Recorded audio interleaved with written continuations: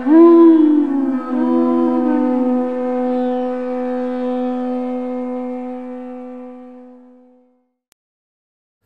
Namo Bhagavate Vasudevaya.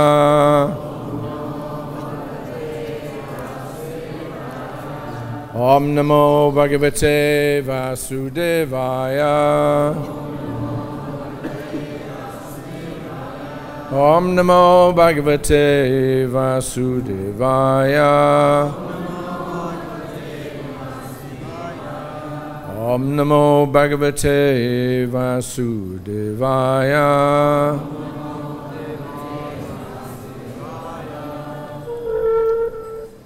Hare Krishna.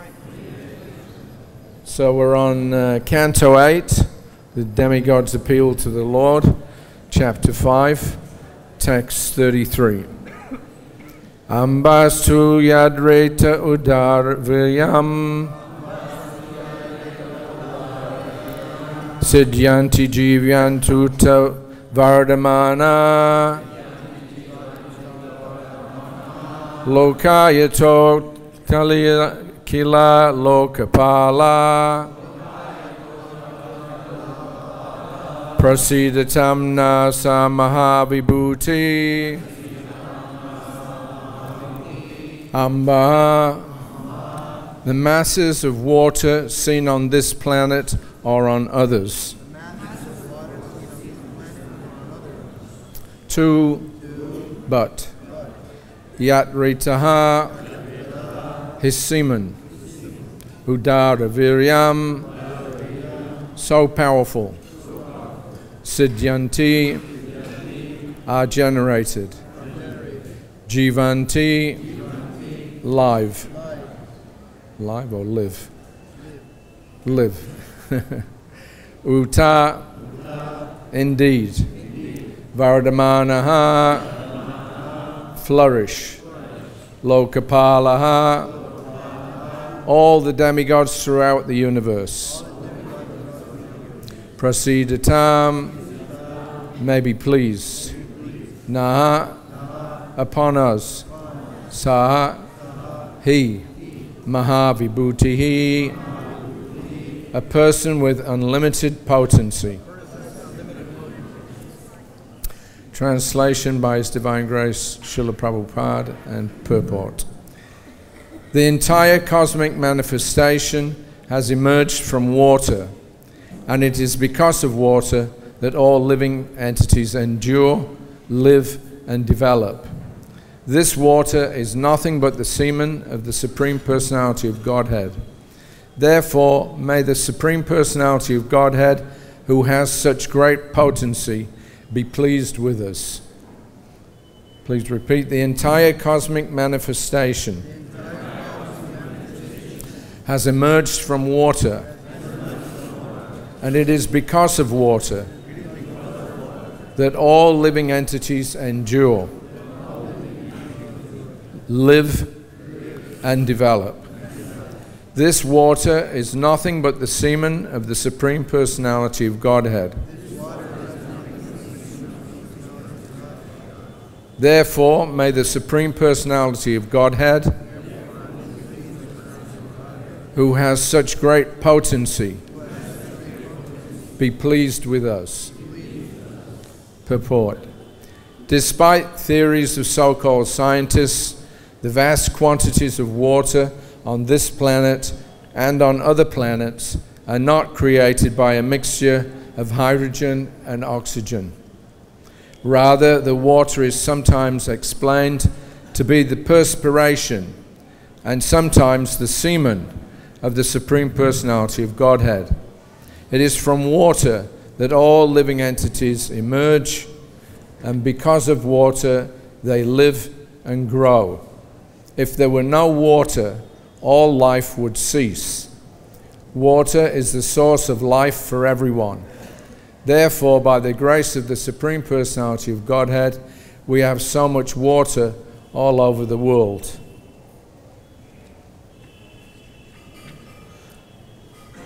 The entire cosmic manifestation has emerged from water, and it is because of water that all living entities endure, live, and develop.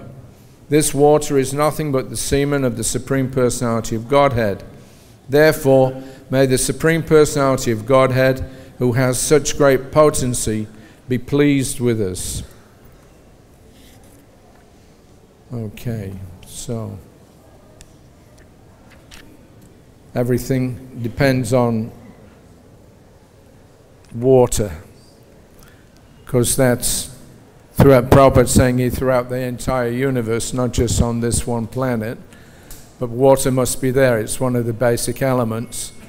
Water is described by Krishna in the Bhagavad-Gita as one of the 5 gross elements, and with those 5 gross elements there are 3 subtle elements: mind, intelligence, and false ego. And then beyond that, then he says there is another energy that's working, which are the living beings that are sustaining the universe. So modern science, they've observed some of the grosser elements in the universe, because they can't see very far. We're stuck on this one planet, and to be able to see what's going on and what elements there are in other parts of the universe is not possible.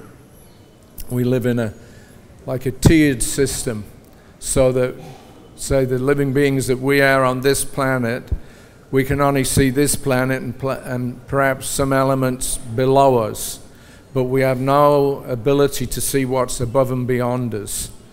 Above and beyond us, there's the minor demigods, Charanas, Vidyadharas, Gandharvikas, is that the right word? Gandharvas, etc. So they see what's going on this planet, and they see what's going on where they're located, but they can't see what's going on beyond their purview. So in this way, there's a tiered system throughout the universe until you finally come to Lord Brahma, who has some ability to see most things, but then not everything. And then above beyond Satyaloka, of course, there's Janaloka, there's Tapaloka, etc. Those sages can see whatever's going on in the universe by the mercy of Krishna. So we're very low down on the totem, as they say. We don't see very much. Even on this planet, we can't see what's going on under the oceans. We can't see what's going on in the earth, actually. So what to speak about trying to see what's going on the moon or on Mars or any other planet? It's actually not possible. The perception that we have is whatever Krishna allows us to have and nothing more. We have so many so-called big scientists, but when you look at their theories, they're always changing. Yeah, just recently that big demon, Stephen Hawking, he left the planet. So where did he go? Nobody knows. He'll find out, but there's very limited, we have very limited vision, we have very limited ability to detect what's going on in the rest of the universe. And not that it's really important in one sense. The idea is that on this planet at least, we have an opportunity to go beyond even the whole material universe. I was with Prabhupada one time in Hyderabad, and he asked me to give him a pomegranate. So after Prabhupada's lunch, he would take rest for an hour, and then afterwards we would come in and give him a drink, some fruit juice or dab, like that. So this particular day, he asked for some pomegranate. So I split one open. I had no idea how to prepare it. Prabhupada never said anything, but he was picking out the seeds, because there's so many seeds that are packed up in the pomegranate. So Prabhupada was picking them out and eating them one by one. And then after a while he called me back in. He said, all right, now you can take that away. So when I took hold of the pomegranate, Prabhupada said, just see. He said, just like all these seeds are packed up in this pomegranate, then all the universes, the material universes, are similarly packed up. So the multi-universe theory. There's so many manifestations that we don't see. There's so much that can't be comprehended even by the highest living beings. Some years back, they opened up this $10 billion Large Hadron Collider. It's some machine which is supposed to whiz atoms around at super speeds and then hopefully bash them together so that they knock themselves and temporarily split. So they want to see what happens. They have a theory called the Standard Model, which is unified theory. There's said to be 4 different forces that are sustaining the universe. One is weak, one is strong, one is electromagnetic, and they think the next one is gravity. But they can't figure out, mathematically at least, how to combine the gravitational aspect with the other 3 aspects. So this way they're trying to figure out how the universe works by splitting it down to the finest point, because they have their point of singularity that they talk about with the Big Bang. If the Big Bang was there, then where did all the materials come for it to bang with? And so they try to look further down, further into the mechanisms, but they can't figure it out. They come to at least admit that there is something, and according to the law of conversation, the law of, I've forgotten the word now, conservation, sorry, the law of conservation, then these elements are there, and everything in the universe springs from them, but they haven't quite figured out how to fit in the portion that they call gravity. So they're looking for ways and means of probing more deeply, more finely into the workings of matter, with the idea that at the end of it, if they actually figure it out, they'll be able to control the whole universe.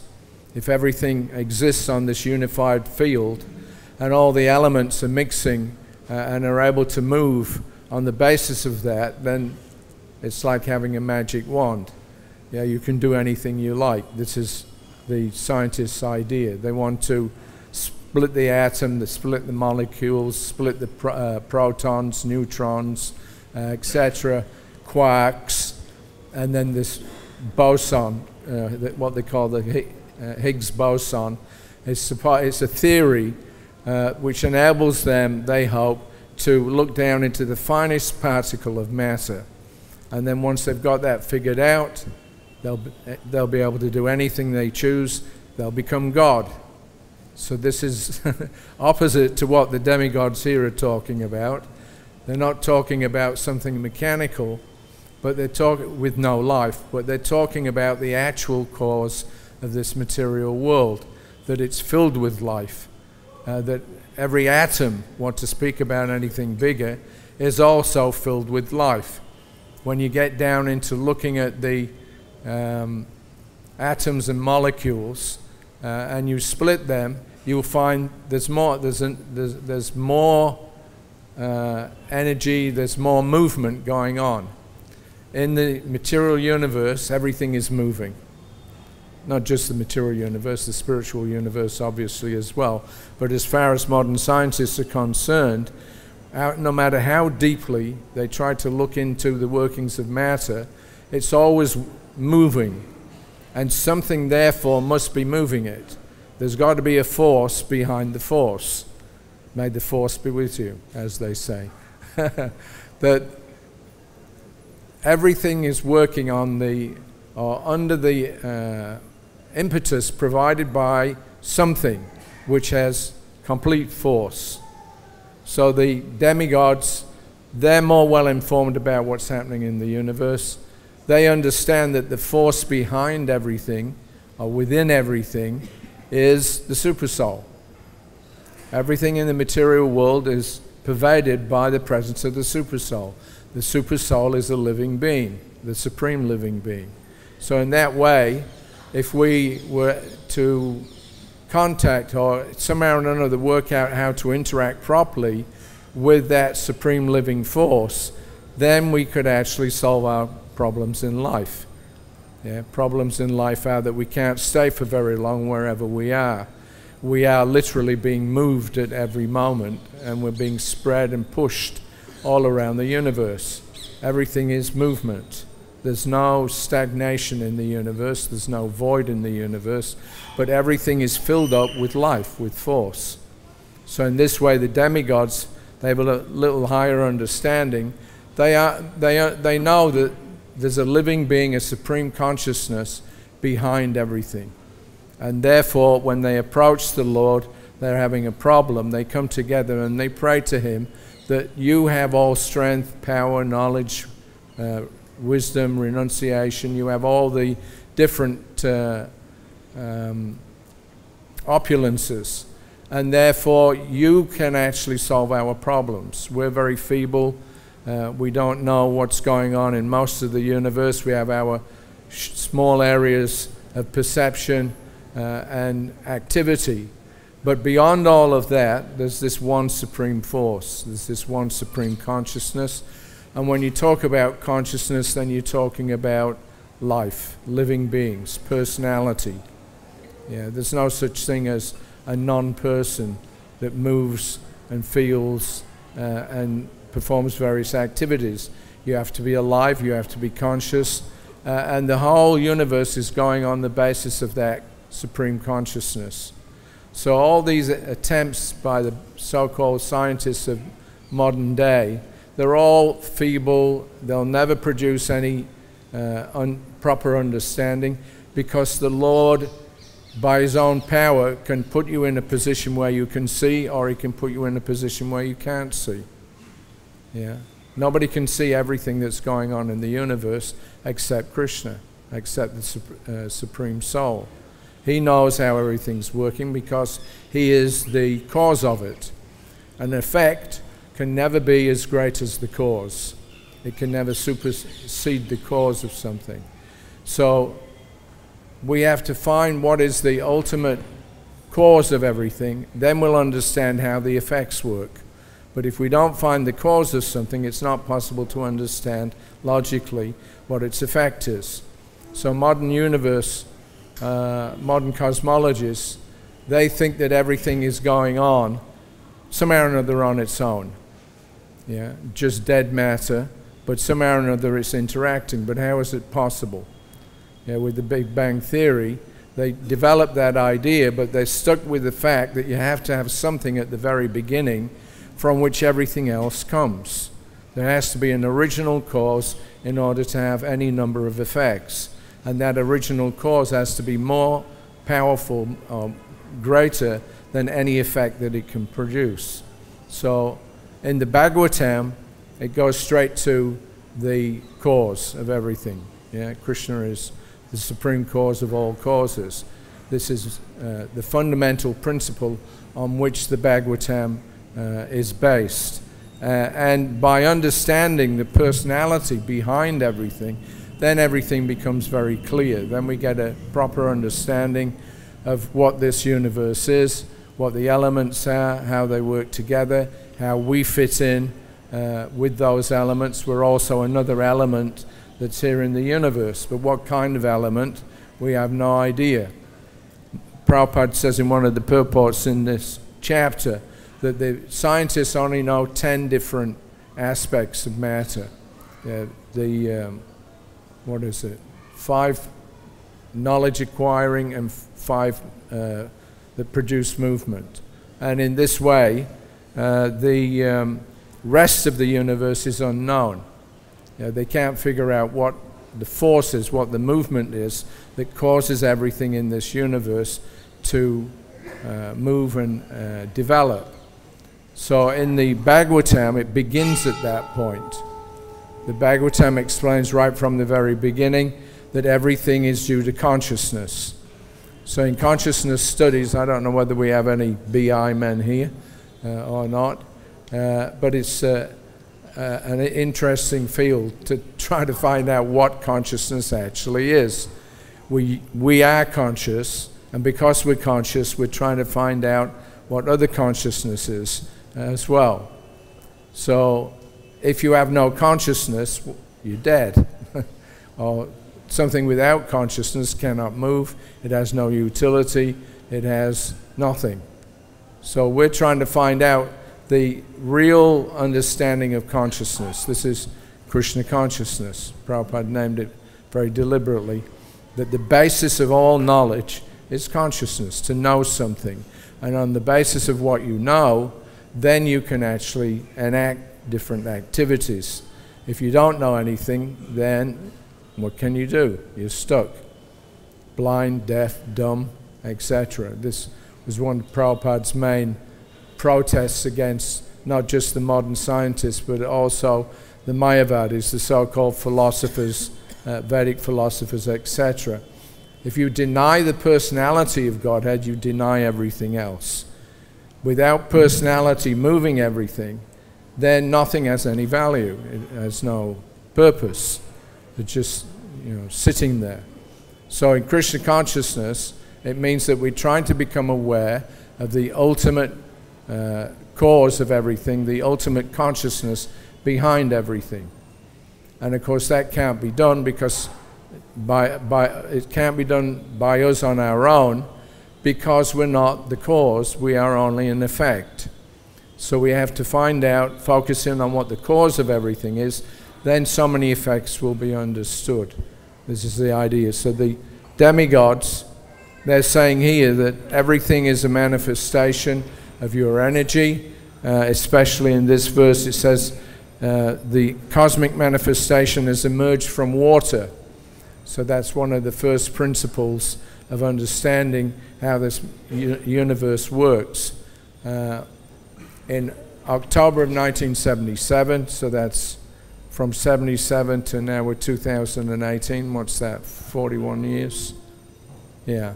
So in October 1977, Prabhupada was in Bombay. He just returned from his last trip to the West, to London. Then he came back to Bombay, and he was there for a few days, a week or 2 weeks. Excuse me.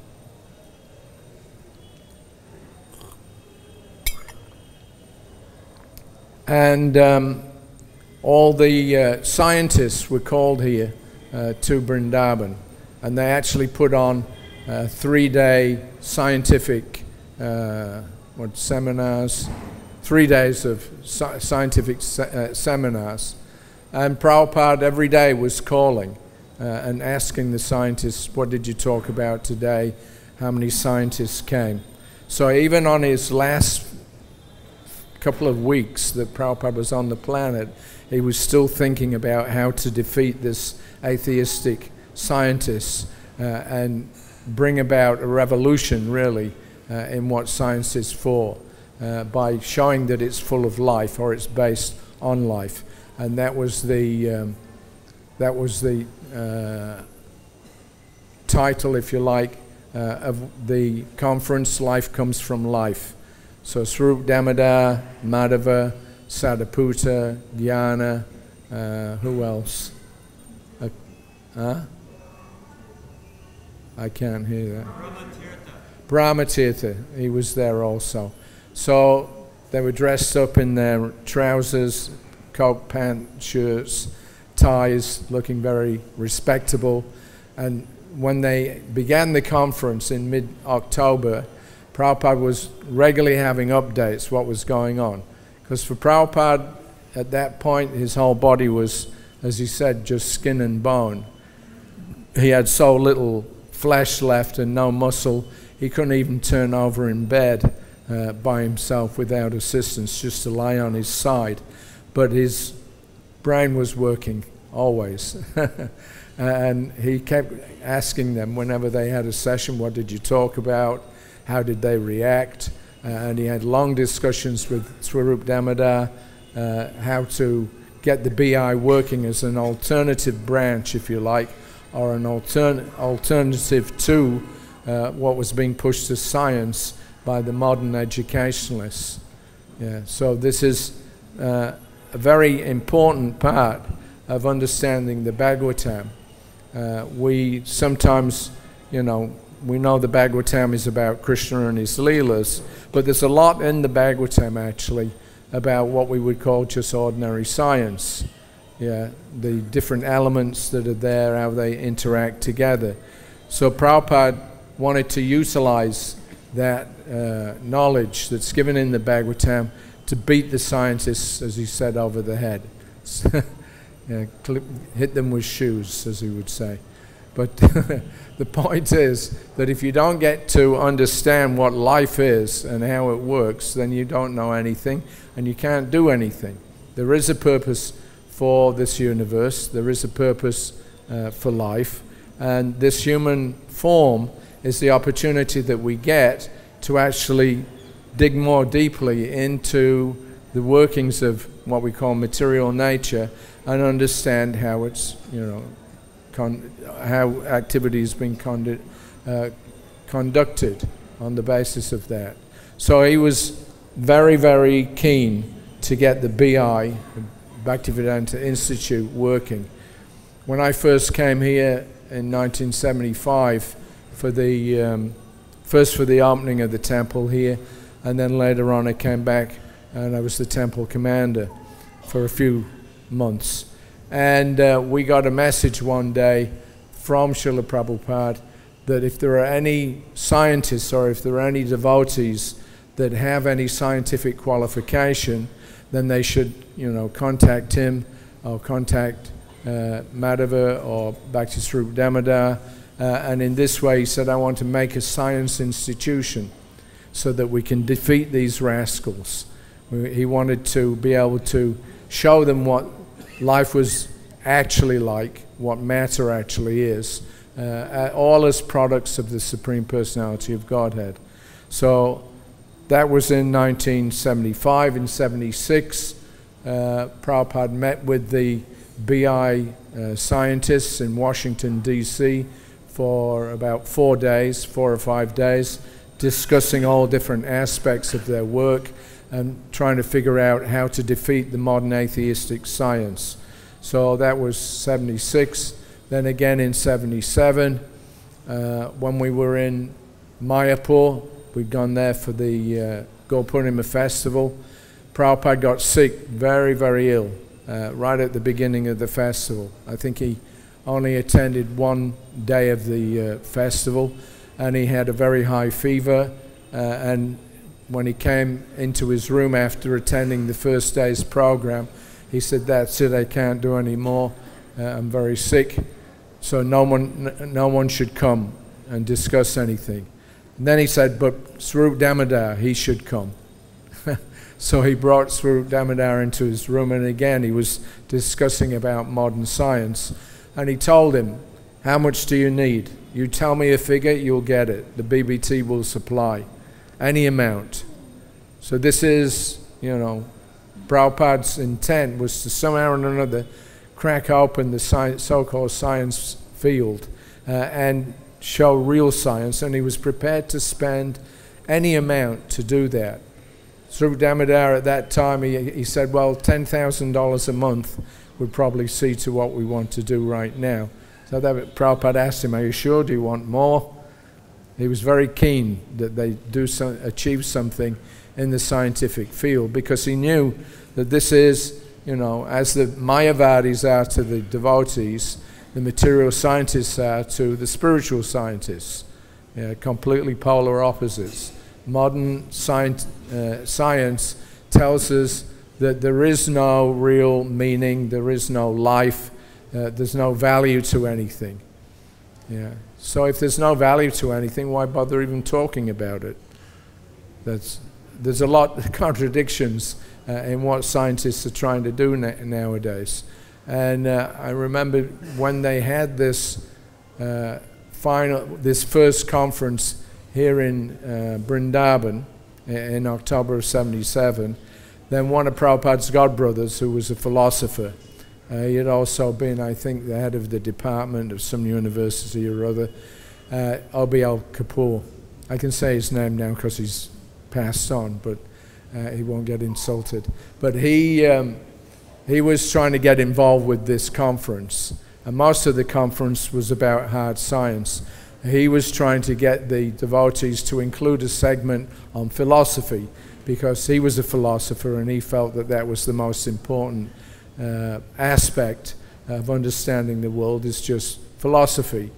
So he got up and he spoke for 5 minutes or 10 minutes, something like that.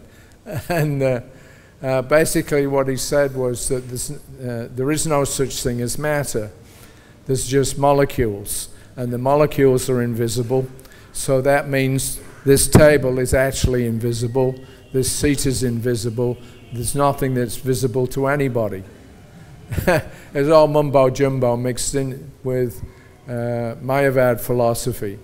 And I think Achyutananda was there, and he got up and challenged him. So that if I take this invisible chair, this chair's made of molecules which are invisible, if I take this invisible chair and hit it over your invisible head, will you mind? So there's a lot of contradictions. When you go down that path, you don't recognize the personality of Godhead and the effects that come from him, then you're stuck. Yeah, everything becomes meaningless. It just becomes bogus. So the demigods, the first thing that they do is recognize Krishna as the Supreme Person. You're in charge. We're just acting on your behalf. We've gotten in a position that we can't control. The demons are attacking us. We need help. We don't have any strength of our own. So please, they went to the ocean of, shore of the ocean of milk, and they prayed that you please give us some idea how we can deal with this situation. So that happens all the time in the Bhagavatam and other Puranas, that when there's some difficulty, the first instinct of a devotee is to pray to Krishna. Yeah, you're the Supreme Lord, you know everything, you are everything, everything is within you, you're within everything. So ultimately there's only Krishna and his energies. We're part of that energy, so we're taking shelter in you, to solve this problem that we have. So this is, real life. When you finally understand that God exists as a person, then you can actually understand a little bit about the Bhagavatam and other Puranas. And if you can't understand that, then nothing. The mind is blank. You just make up fairy stories. The scientists like to pretend that the religionists, their activities are all based on fairy stories. There's no such thing as God. You just make up some, substitute.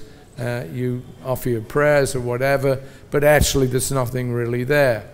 But when you look at what the scientists are saying, they're the ones who are actually pretending that there's nothing there. Yeah? They're trying to eliminate God from the picture, consciousness from the picture, personality from the picture. There's just something called matter, which they don't really understand what it is.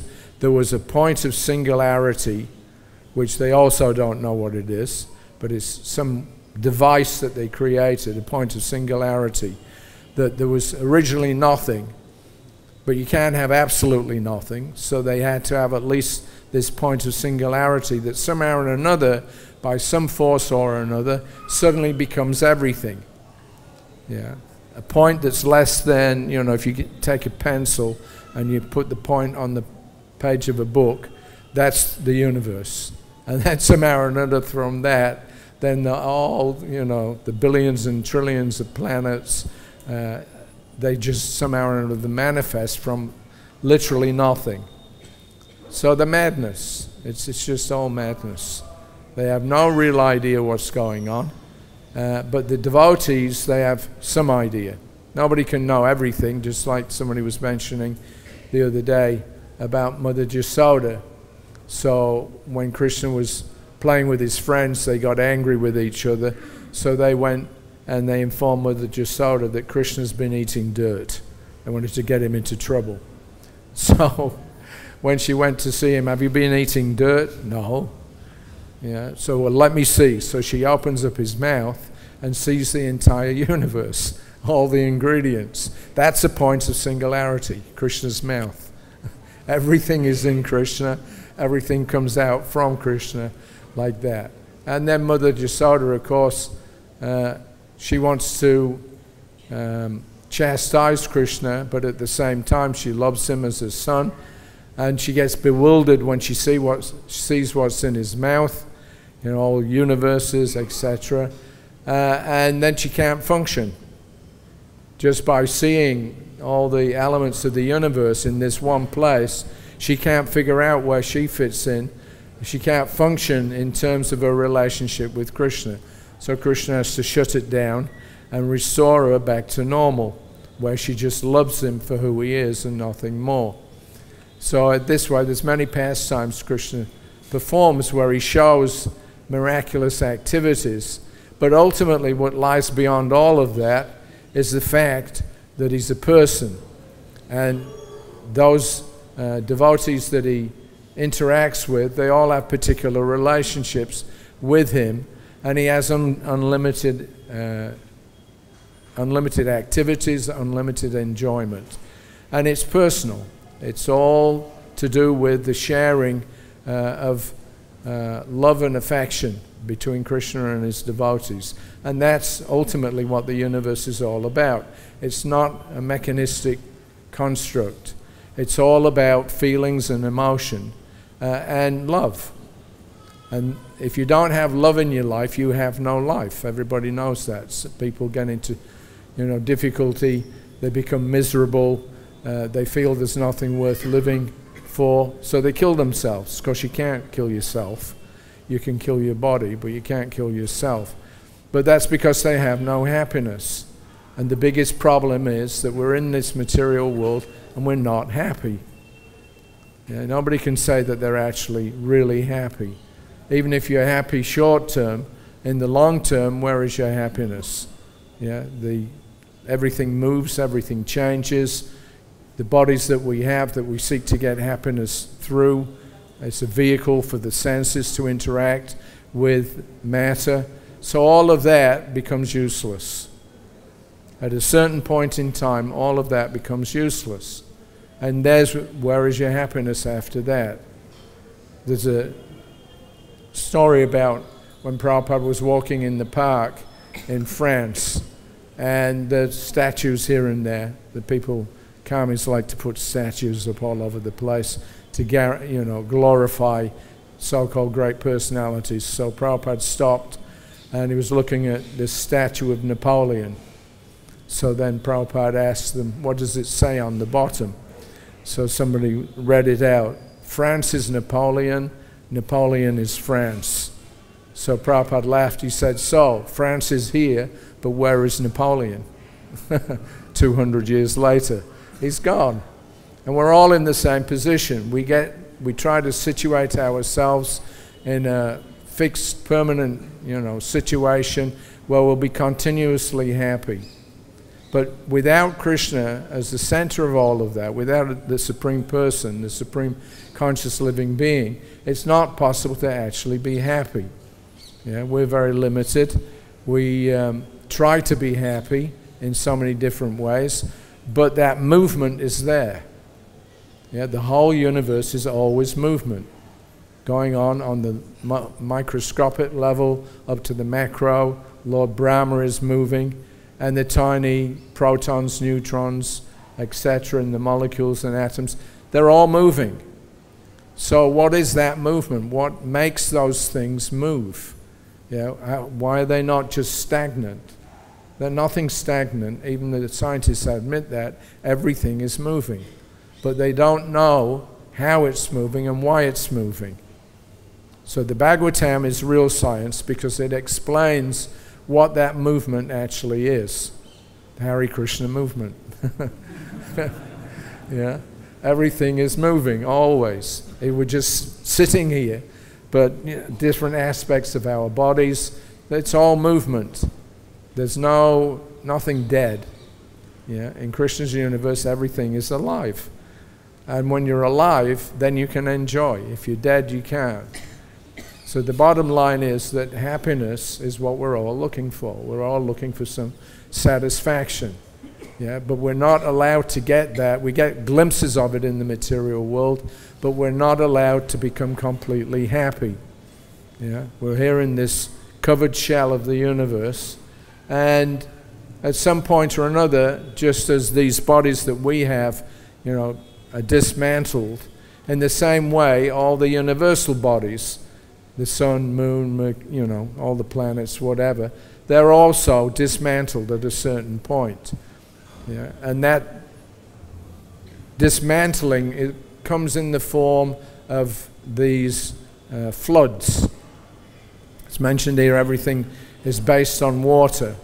So at the end of the life of every Manu, then there's flooding in the universe and everything goes underwater and sits there for some time, or is withdrawn into the Lord if it's the end of the universe completely, or a partial flooding of the universe. But that flooding has all the living beings within it. And here it says that the entire cosmic manifestation has emerged from water. So it's an unusual kind of statement. But when we had that conference in October of '77, that was one of the items that was brought up. Actually, it wasn't through Damodar, it was Bharadraj Prabhu. He also came and made a couple of reports to Srila Prabhupada about his project, which was this museum, doll museum that they built in Los Angeles. So it was just nearing completion. And Bharadraj went to see Srila Prabhupada, or Prabhupada called him and asked him what his next project would be. And he described, what they wanted to do with the dolls that they were making. They wanted to show that life comes from life. And so they had one section of what was going to be like a multimedia presentation with various different, all the various different ideas that are there in the Bhagavatam and the Bhagavad-Gita. They would be on display to bring people to a point of understanding that life comes from life. So when he told Prabhupada life comes, it's for this purpose of showing life comes from life, then Prabhupada said life comes from water. So Bharadraj was kind of a little bit stunned at that point. He said, from water, Srila Prabhupada? And Prabhupada said yes, and then he described how originally the universe is filled with water, and then gradually it dries up, and as it dries up, then all the different other living beings begin to appear. So he said first, there's plants, then, the birds and the insects and the animals, and then human beings, and then civilized human beings, like this. So he described it all as coming originally from water. So you got the same thing in this statement here. That all the living entities, because of that water, they come into being and they're active and alive. And what is that water? It's nothing but the semen or the perspiration of the universal form of the Lord. And in that way then, things grow. Everything depends on the Supreme Living Being. Everything depends on life. You don't get life coming from nowhere, from nothing. Life is eternal. It has to be eternal. And the scientists, sometimes they agree. Life is eternal. Life is, what's the other word? Inconceivable. If you look at the statements of the Bhagavatam, we say the same thing. Life is eternal, life is inconceivable.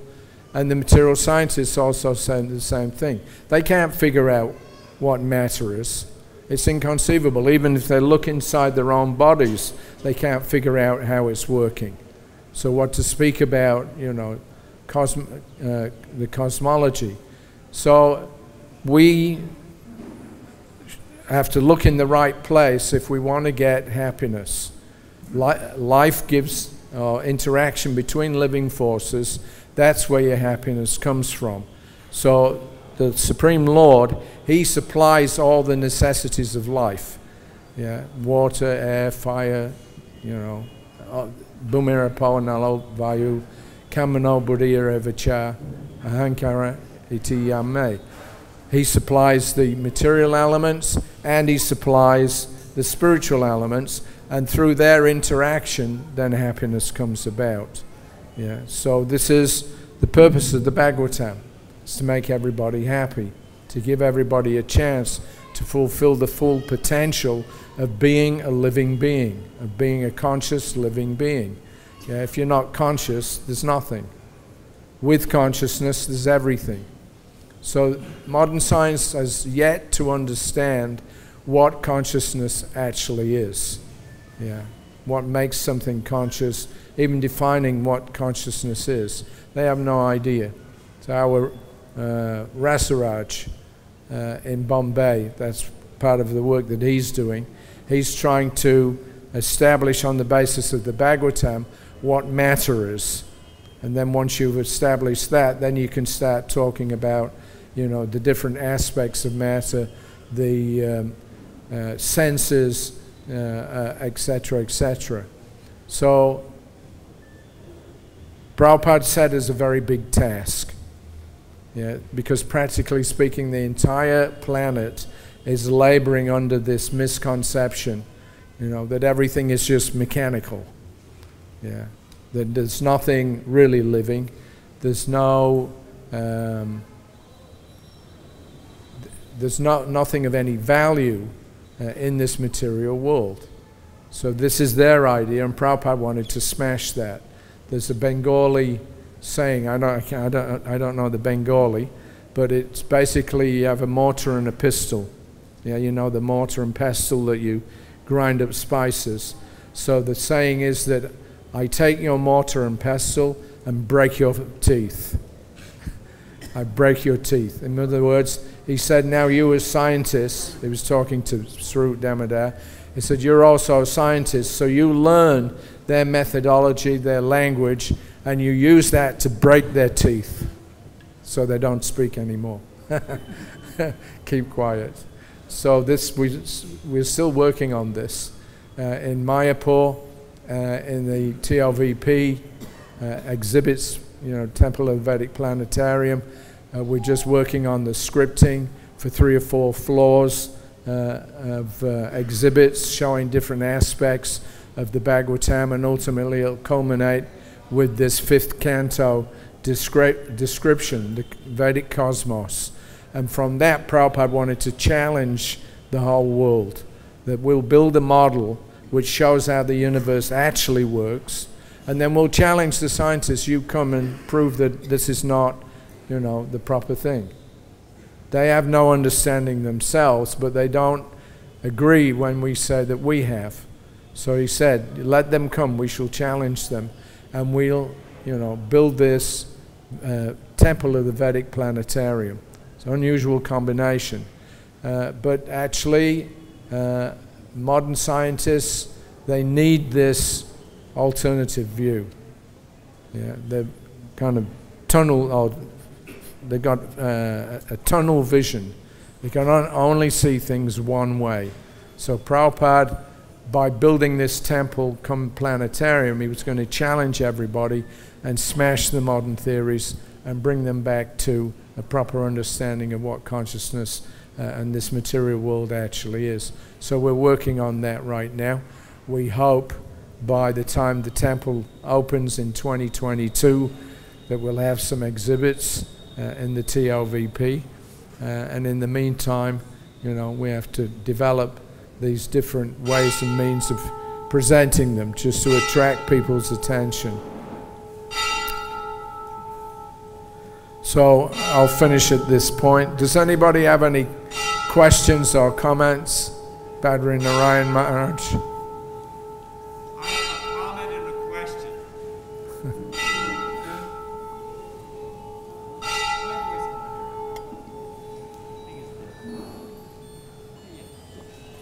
You were saying about beating with shoes. I heard Prabhupada say, and we've all heard it, the missing link is my foot in their face.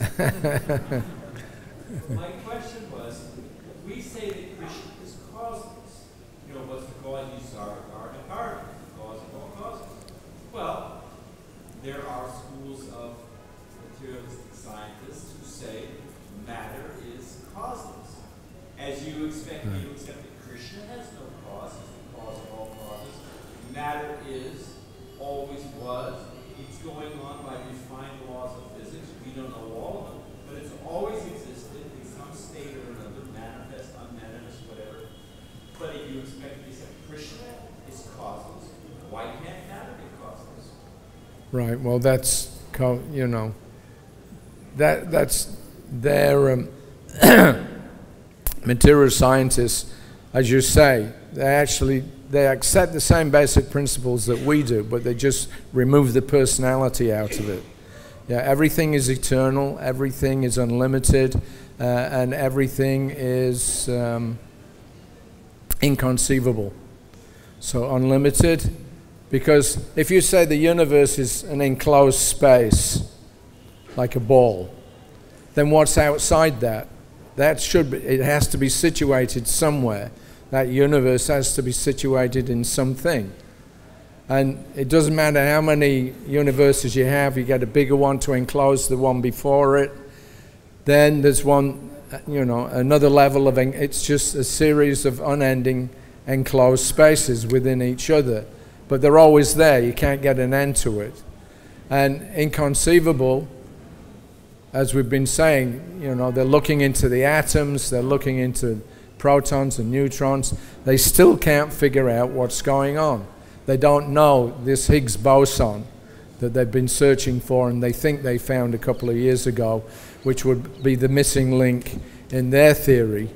Then they found that although it may exist, there's still something beyond that. There's something that makes that move. If a molecule is moving, it's because it's made up of atoms which are also moving. If atoms are moving, it's because they've also, the ingredients, they've got protons, neutrons, or whatever fancy names that you want to give them, quarks.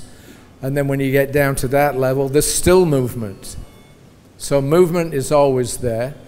It's everything that we see around us is eternal, because you can't destroy matter. That's another principle that physics accepts, that you can neither create or destroy energy. So that's always there. So how is it situated? That they can't see. So everything is actually inconceivable. Everything is eternal. And the scientists are just wasting their time, trying to remove the element of personality. As you say, it's a contradiction that they accept all these things, but they refuse to accept the personality of Godhead. Is that all right? You're looking very pensive there. Any other questions? Yeah, sorry. If it's all dead matter, then how can the scientists explain the presence of consciousness? Well, they don't. That's they don't know what consciousness is. Yeah, they can't figure out even what the elements are, ordinary elements. What to speak about the, paraprakriti, the higher level of substance in the universe. They don't know, and they'll go on for millions and millions of years. Prabhupada used to say they'll go on speculating for an endless amount of time. But they'll never find out, because the only way that you can understand is if the knowledge is given to you by the source. It's that same thing, cause and effect. An effect can never understand or never be as big as its own cause. It's not possible. So the Bhagavatam takes us to the cause of everything. And then the effects are easily, well, not easily, but they're understandable. Okay, yes, one last question. I enjoyed very much your class. One point that's it's always been difficult to explain from reading from the Srimad Bhagavatam. We can understand that everything that is present in this material world is housed in the stem of a lotus flower. Right. So if you try to explain this to scientists, this is absurd for them to think that, we can't see, as you said, we can't see what is above us. We can see the lower planetary system. Right. And Brahma has a glimpse of everything that is going on inside his creation, but above him there's also other